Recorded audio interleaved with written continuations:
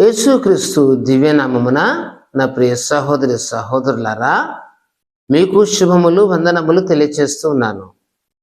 ఈరోజు వాగ్దానము కొరింథీయులకు రాసిన పత్రిక 10వ అధ్యాయము, 2 కొరింథీయులకు రాసిన పత్రిక 10వ అధ్యాయము 17వ వాక్యమును ధ్యానం చేసుకుందాము. అతిశయించువాడు ప్రభువునందే అతిశయింపవలెను. ప్రభువు మెచ్చుకున్నదగిన వాడే యోగ్యుడు గాని తన్ను తాను మెచ్చుకున్నవాడు యోగ్యుడు కాడు. అతిశయించువాడు ప్రభువునందే అతిశయింపవలెను. అతిశయించుటనగా ఒక రకమైన సంతోషం లేక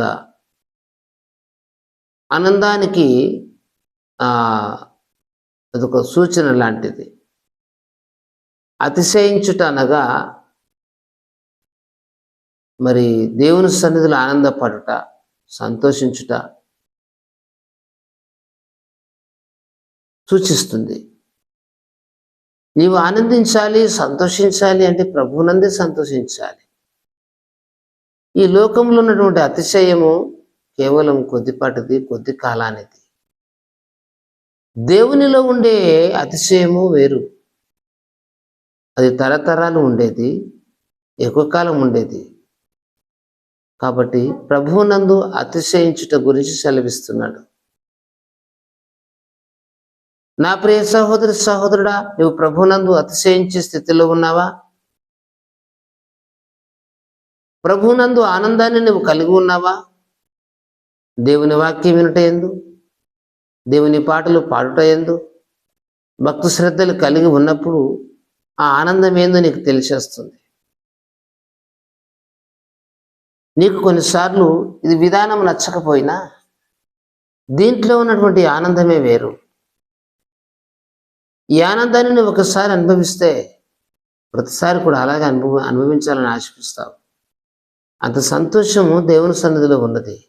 అందుకే భక్తుడు అంటున్నాడు కదా, అతిశయించేవాడు ప్రభువునందే అతిశయించవలను. ధనమున్నదని అతిశయించవద్దు, అందముందని అతిశయించవద్దు, నీకున్న ఉద్యోగాన్ని బట్టి నువ్వు అతిశయించవద్దు.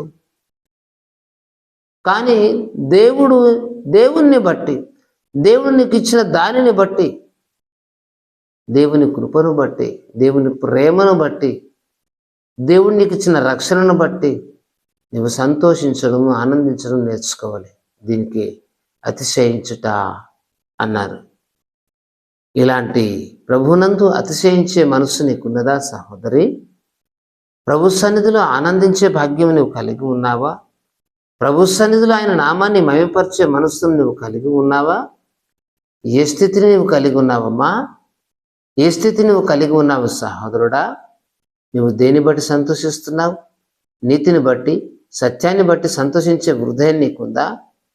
ధర్మశాస్త్రమును బట్టి ఆనందించే హృదయం నీకుందా? దైవ సన్నిధిలో ప్రార్థన చేస్తూ ఆనందించే మనస్సు నీకుందా? దైవ సన్నిధిలో పాటలు పాడుతూ ఆయన నామాన్ని కీర్తించే మనస్సు, అతిశయం నీకున్నదా? ఉంటే నువ్వు ధన్యుడవు. చెడులో ఉన్నటువంటి అతిశయం కంటే మంచిలో ఉన్న అతిశయం చాలా గొప్పదండి.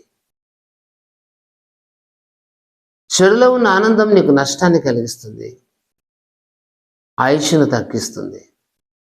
మంచిలో ఉన్న ఆనందం నీకు ఆయుష్ని పెంచుతుంది, బలం శక్తిని ప్రసాదిస్తుంది, మనశ్శాంతిని కలిగిస్తుంది, నెమ్మదిని కలిగిస్తుంది.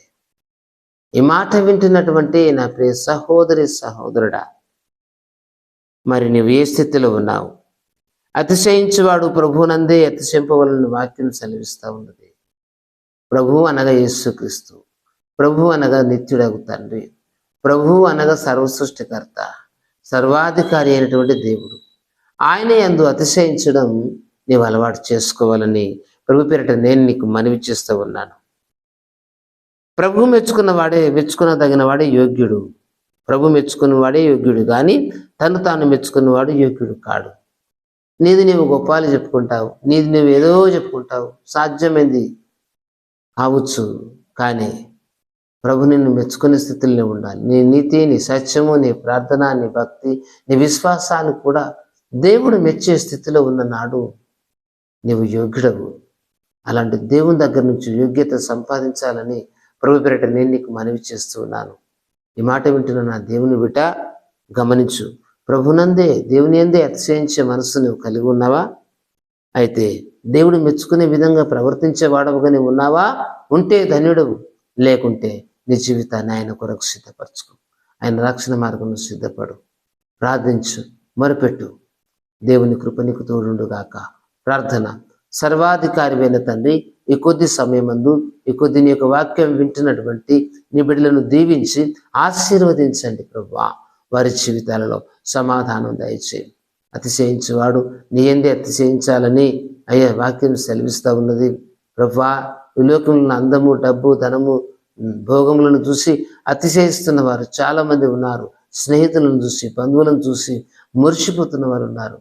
కానీ ఇవన్నీ నీవిచ్చినవని గుర్తించి సమస్తము కంటే నీ యందు ఎక్కువగా అతిశయించు వారిగా మా బిడ్డలు సిద్ధపరచమని అడుగుతున్నాం. ఈ లోకంలో ఎంతో మంది మెచ్చుకునే వాళ్ళు ఉన్నారు. కానీ అయ్యా నీవు మెచ్చేనట్టుగా, నీవు నచ్చినట్టుగా నడిచే బిడ్డలుగా మమ్మల్ని సిద్ధపరచండి. ఈ వాక్కు వింటున్న బిడ్డలను సిద్ధపరచమని, దర్శించమని యేసు దివ్యనామమున ప్రార్థిస్తున్నాము తండ్రి. ఆమేన్.